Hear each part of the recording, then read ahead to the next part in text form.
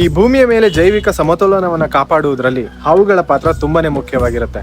ಪ್ರತಿ ವರ್ಷ ಶ್ರಾವಣ ಮಾಸದಲ್ಲಿ ಬರುವ ಶುಕ್ಲ ಪಕ್ಷದ 5ನೇ ದಿನದಂದು ನಾಗರ ಪಂಚಮಿ ಹಬ್ಬವನ್ನ ನಾವು ಆಚರಣೆ ಮಾಡ್ತೀವಿ. ಈ ಹಬ್ಬ ಮನುಷ್ಯ ಹಾಗೂ ಪ್ರಕೃತಿಯ ನಡುವಿನ ಸಂಬಂಧ ಹಾಗೂ ನಮ್ಮ ನೆಲದ ಸಂಸ್ಕೃತಿಯ ವಿಶೇಷತೆಯನ್ನ ತೋರಿಸ್ಕೊಡುತ್ತೆ. ಅಂಡ್ ನಮ್ಮೂರಲ್ಲಿ ನಾಗರ ಪಂಚಮಿ ಹಬ್ಬವನ್ನ ಹೇಗೆ ಆಚರಣೆ ಮಾಡ್ತಾರೆ ಅಂತ ತೋರಿಸ್ತೀನಿ ಬನ್ನಿ. ನಾಗರ ಪಂಚಮಿ ಹಬ್ಬ ಅಂದ್ಕೊಳ್ಳೆ ನೆನಪಾಗೋದೆ ಈ ಪಾತೋಳಿ. ಇದು ಈ ಹಬ್ಬದ ಒಂದು ಸ್ಪೆಷಲ್ ಫುಡ್. ಇದರ ಪ್ರಿಪರೇಷನ್ ಬೆಳಗ್ಗೆನೆ ಆರಂಭವಾಗುತ್ತೆ. ನಾಗರ ಪಂಚಮಿ ಹಬ್ಬದ ದಿನ ನಮ್ಮ ಮನೆಯಲ್ಲಿರುವ ಶ್ರೀ ನಾಗಚೌಡೇಶ್ವರಿ ದೇವಸ್ಥಾನದಲ್ಲಿರುವ ನಾಗದೇವರಿಗೆ ಹಾಲಿನ ಅಭಿಷೇಕವನ್ನ ಮಾಡಿ ವಿಶೇಷ ಪೂಜೆಯನ್ನು ಸಲ್ಲಿಸಲಾಗುತ್ತೆ. ನಮ್ಮ ಶಿರ್ಸಿಯಲ್ಲಿ ಈ ಹಬ್ಬದ ದಿನ ಸುಮಾರು ಭಕ್ತರು ಭೇಟಿ ನೀಡೋದೆ ನೀಲೇಕಣಿಯಲ್ಲಿರುವ ಶ್ರೀ ಸುಬ್ರಹ್ಮಣ್ಯ ಸ್ವಾಮಿ ದೇವಸ್ಥಾನಕ್ಕೆ. ಈ ದೇವಸ್ಥಾನದಲ್ಲಿರುವ ನಾಗದೇವರ ವಿಗ್ರಹಗಳಿಗೆ ಹಾಲಿನ ಅಭಿಷೇಕವನ್ನ ಮಾಡಿ ನಂತರ ಸುಬ್ರಹ್ಮಣ್ಯ ದೇವರ ದರ್ಶನವನ್ನ ಮಾಡ್ತಾರೆ.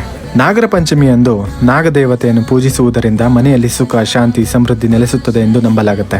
ಈ ಪೂಜೆ ಎಲ್ಲ ಮುಗಿದ ಮೇಲೆ ಎಲ್ಲರೂ ವೇಟ್ ಮಾಡೋದೆ ಈ ಪಾತೋಳಿಯನ್ನು ಟೇಸ್ಟ್ ಮಾಡೋಕೆ. ಈ ರೀತಿ ನಮ್ಮ ಕಡೆ ನಾಗರ ಪಂಚಮಿ ಹಬ್ಬವನ್ನು ಆಚರಿಸಲಾಗುತ್ತೆ. ಎಲ್ರಿಗೂ ನಾಗರ ಪಂಚಮಿ ಹಬ್ಬದ ಹಾರ್ದಿಕ ಶುಭಾಶಯಗಳು.